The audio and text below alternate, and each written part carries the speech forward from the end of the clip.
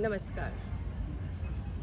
आज जो कहानी मैं प्रस्तुत कर रही हूँ उसका नाम है काली। जब मैंने काली को पब्लिश किया तो बहुत से लोगों की ये फीडबैक मिली मुझे कि मैंने इस विषय को बहुत खींच दिया है, ये सच्चाई से बहुत दूर है। तो मैं उन सब लोगों को ये कहना चाहती हूँ कि यह एक सच्ची कहानी है जो मेरे एक नाइजीरियन मित्र ने मुझे बताई थी। मेरे कहने का तात्पर्य मात्र इतना है कि जो हमसे भिन्न है वो गलत नहीं है। जो हमसे भिन्न है हम उसे अपनाने की कोशिश करें, हम उसके साथ सहानुभूति रखें, नहीं तो हमें युद्धों से, नफरतों से मुक्ति कैसे मिलेगी। आशा है आपको ये कहानी पसंद आएगी।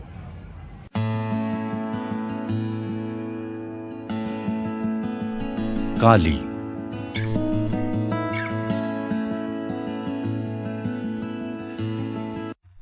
फातिमा निहारिका से मिली तो खुश हो गई।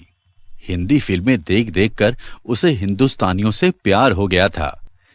पिछले ही महीने वो लोग इबादान से लगोस शिफ्ट हुए थे। उसके पिता की 3 पत्नियां थी। इकोई में एक बड़ा सा घर था। यूं तो सभी पत्नियों के अपने अलग अलग एक ही आंगन में बड़े बड़े घर थे जहां वो अपने बच्चों के साथ रहती थी, परंतु फिर भी तनाव की स्थिति किसी न किसी कारण बनी ही रहती।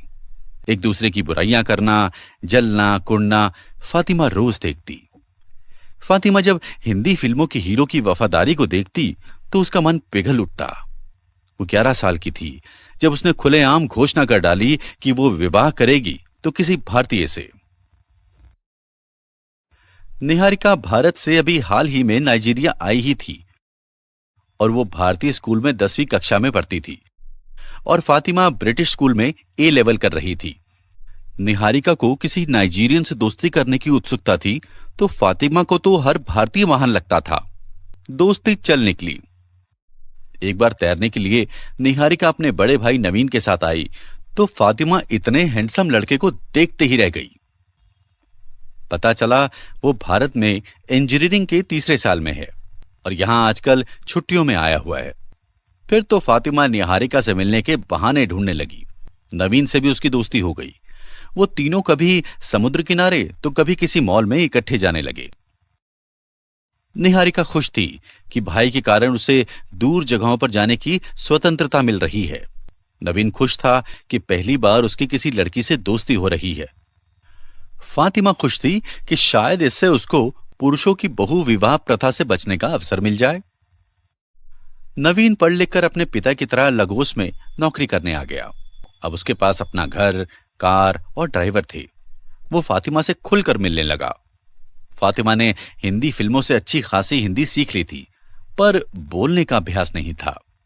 एक दिन नवीन ने कहा, हमारे घर में आज पूजा है, शाम को मेरे साथ चलना। इस तरह से मेरे माँ पापा से तुम्हारा परिचय भी हो जाएगा। फातिमा के पास एक बनारसी साड़ी थी। उसने YouTube पर उसे पहनना सीखा और पूजा में वो पूरी भारतीय परंपरा के अनुसार तैयार होकर आ गई। फातिमा ने जैसे ही नवीन के साथ कमरे में प्रवेश किया, पूजा करती हुई सारी नजरों का ध्यान उनकी ओर मुड़ गया, मानो भगवान के समक्ष इनका आलोक भारी पड़ गया हो। फिर तो कानाफूसी का वो दौर चला कि पुजारी जी को चिल्ला चिल्ला कर अपनी बात भगवान तक पहुंचानी पड़ी। परंतु इन सब से फातिमा बेखबर हो बड़े ध्यान से पंडित जी के वचन सुन भाव विभोर होती रही।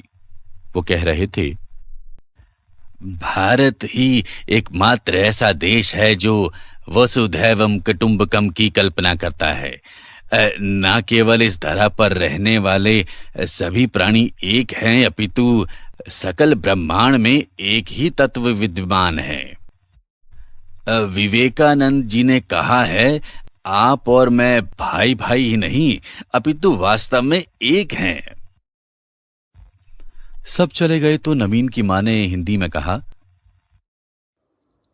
इस काली को क्यों ले आया? मेरी दोस्त है मां। दोस्ती तक तो ठीक है, पर इससे आगे मत बढ़ना। मुझे आने वाली पुश्तों का खून खराब नहीं करना, पास खड़े पिता ने कहा। सुनकर फातिमा के हाथ पांव फूल गए और वह पास खड़ी कुर्सी पर धड़ाम से बैठ गई। नवीन ने यह देखा और कहा, उसे हिंदी आती है मां? ओह, कहकर मां भीतर चली गई। पिता ने जाने से पहले कहा, हिंदी बोलने से कोई हम जैसा नहीं हो जाता। फातिमा को वापस छोड़ते हुए नवीन ने पूछा, मुझसे शादी करोगी? Will you marry me? तुम्हारा परिवार मान जाएगा? उनके पास कोई चारा नहीं, मैं व्यस्क हूं। सबकी नाराजगियों के बावजूद ये शादी हो गई। मां पापा की सेवा करके उन्हें खुश किया जा सके, इसके लिए दोनों उनके घर में शिफ्ट हो गए। फातिमा ने देखा नवीन की मां उसके साथ घर में ठीक से बात भी कर लें तो भी वो उन्हें अपने मित्रों से मिलाने में हिचकिचाती हैं। उसके इस्तेमाल किए हुए बर्तनों को जहां तक हो सके इस्तेमाल नहीं करती और उसके कमरे में तो कभी नहीं आती। छुट्टियां आई तो नवीन फातिमा को भारत घुमाने ले आया। हवाई अड्डे पर इमिग्रेशन ऑफिसर ने तंज कसा, क्यों भाई, ये काली क्यों उठा लाए? कोई अपने यहां की नहीं मिली क्या? और पास बैठा इमिग्रेशन ऑफिसर भी मुस्कुरा दिया। उन्हें दिल्ली से मुरादाबाद टैक्सी से जाना था। टैक्सी वाले ने ध्यान से देखा और हंस दिया। आ जाओ जी, आ जाओ, हमें क्या करना है? नवीन और फातिमा चुप रहे। उत्तर देना स्वयं को अपमानित करना होता। रास्ते में ढाबे पर खाना खाने उतरे तो बच्चों ने गाड़ी को घेर लिया और फातिमा को देखकर जोर जोर से हंसने लगे। फातिमा किसी तरह अपने आंसुओं को रोके थी कि ढाबे वाले ने कहा, ये भी खाएगी? अब हमारे यहां मांस मच्छी नहीं मिलता जी। वो दोनों बिना खाना खाए आगे बढ़ गए। रास्ते में एक थोड़ा बड़ा रेस्टोरेंट दिखा। नवीन ने सोचा यहां सब ठीक रहेगा, परंतु फातिमा को देखकर बैरा जाकर बाकी बैरों को बुला लाया और वो सब उसे घूर कर देखने लगे। अपमान से फातिमा का बदन कांप रहा था और वो सोच रही थी उसकी हिंदी फिल्मों का हीरो इन सबकी उठकर पिटाई क्यों नहीं कर देता। यहां से भी वो बिना खाना खाए उठ गए। नवीन ने कहा, वो नहीं जानते कि तुम हिंदी समझती हो, इसलिए बकबक किए जा रहे थे। अब तक का रुका बांध फातिमा की आंखों से बह निकला।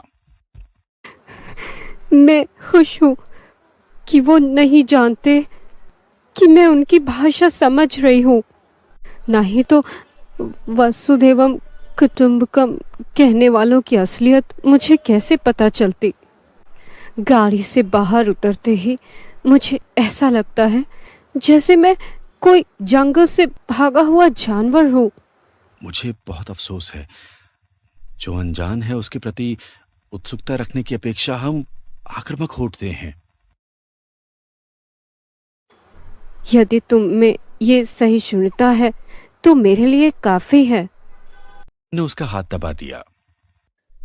रहने दो, नहीं तो तुम्हारा टैक्सी वाला हमें यही रास्ते में उतार देगा। फातिमा ने तंज कसते हुए कहा और वो दोनों हंस दिए। टैक्सी वाले ने शीशे से इन दोनों को देखा तो मुस्कुरा दिया। न जाने क्यों उसे वो दोनों हंसते हुए बहुत अच्छे लग रहे थे।